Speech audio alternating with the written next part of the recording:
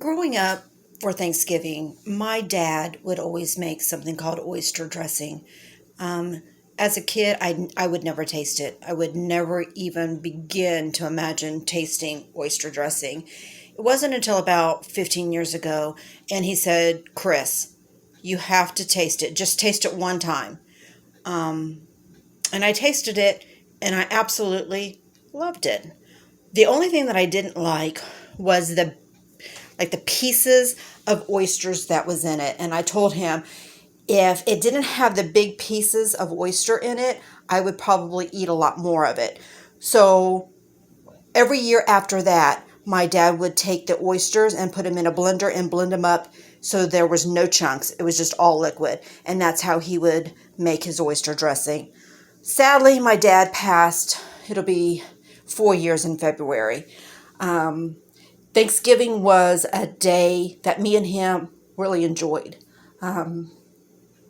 We planned it for months in advance. It was our favorite dinner to make together. So every year I have to make his oyster dressing. So that's what I'm going to show you how I make his oyster dressing. So this is one bag of oyster crackers and a half of a sleeve of regular saltines. And I've just kind of crushed those up. Now, here is my oysters that I blended all together so there is no chunks. So, I know, very disgusting looking. Pour that in there. 2 sticks of butter.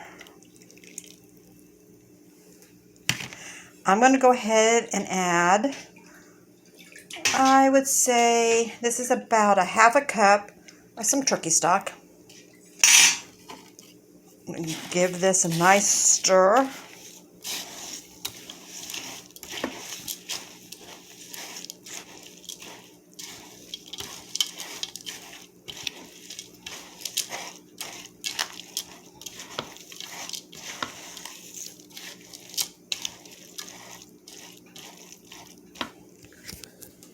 Add some black pepper and some salt.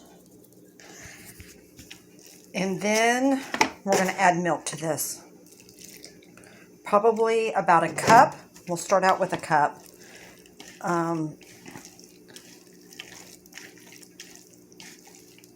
What you're trying to do is you want enough liquid that all those crackers absorb that. You want all the liquid to be absorbed into that cracker. I'm going to add just a little bit more milk. Give that another good stir. That looks about right. And I'm going to put this in a baking dish.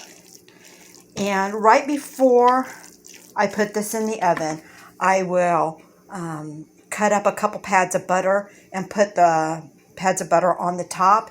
And then I will bake that in the oven, and I'd say 45 minutes to an hour until it's bubbly on top. You can see the butter melting and bubbling up through the crackers. And that is my dad's oyster dressing.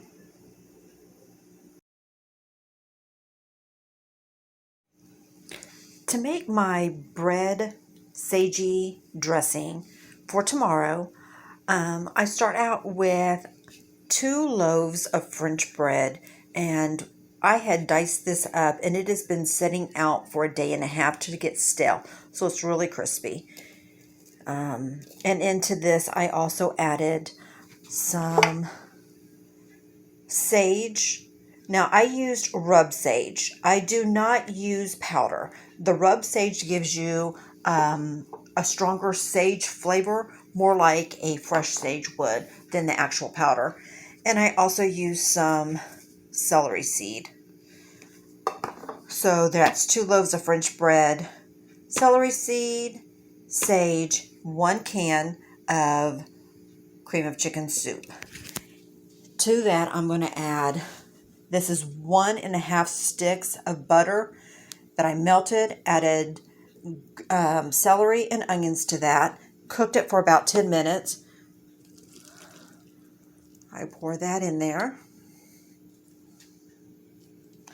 Now, earlier today, I woke up and I got my turkey cut up because I'm going to roast that, and I wanted to make a stock. So I threw the carcass to that turkey down inside of this big stock with onions, celery, and some seasonings. So now I'm just going to add the stock.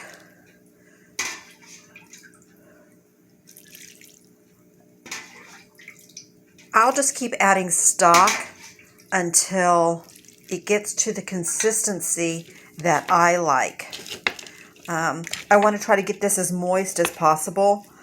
I don't want it dry, but I don't want it soupy. So I'm going to keep adding stock to this until it gets to be a really nice moist consistency.